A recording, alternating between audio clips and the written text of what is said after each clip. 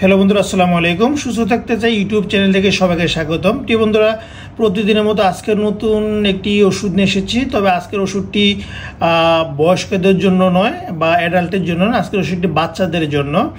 এই ওষুধটি যদিও বয়স্করাও খেয়ে থাকেন, বাচ্চারাও খেয়ে থাকেন, তবে সেটি ওষুধের এমজি অনুযায়ী সেবন করতে হয়। আজকে আমরা আলোচনা করব লকট্রিল ওষুধ নিয়ে। এই লকট্রিল ওষুধটি 4 mg।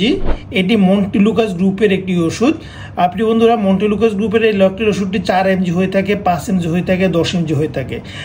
4 mg ওষুধটি মূলত 6 বছরের নিচে শিশুদের ক্ষেত্রে, যাদের বয়স 1 থেকে 6 বছর, তাদের জন্য এই লকট্রিল ওষুধটি তৈরি করা হয়েছে।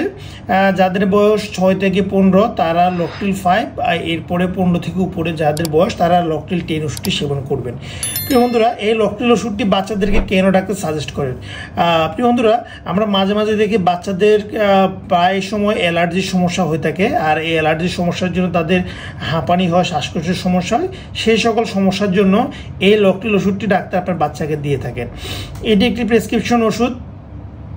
এটি ব্যবহার করা হয় অ্যালার্জির লক্ষণ যেমন হাঁচি, কাশি, সর্দির জন্য, এবং এটি শ্বাসনালীতে প্রদাহ কমায়। বাচ্চাদের মাঝে মাঝে শ্বাসনালীতে প্রদাহ হয়, সেই জন্য এই লকট্রিল 4 ওষুধটি দেওয়া হয়ে থাকে।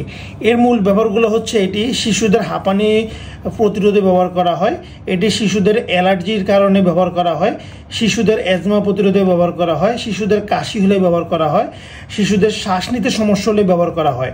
অনেক সময় শিশুদের বুকের ভিতরে শোষো বা ঘোঘো শব্দ হয়, সেই সমস্যার জন্য এই লকট্রিল ওষুধটি ব্যবহার করা হয়। এক কথায় বলতে গেলে, শিশুদের হাঁপানির কারণে যে সকল সমস্যা সৃষ্টি হয়, সেই সকল সমস্যা সৃষ্টির জন্যই সমাধানের জন্য মন্টিলুকাস গ্রুপের এই লকট্রিল 4 ওষুধটি ডাক্তার শিশুদেরকে সাজেস্ট করে থাকেন।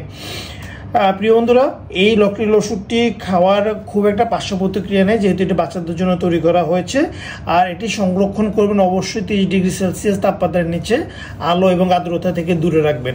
প্রিয় বন্ধুরা, যদি আজকে ভিডিওটি ভালো লাগে অবশ্যই ভিডিওটি শেয়ার করতে ভুলবেন না।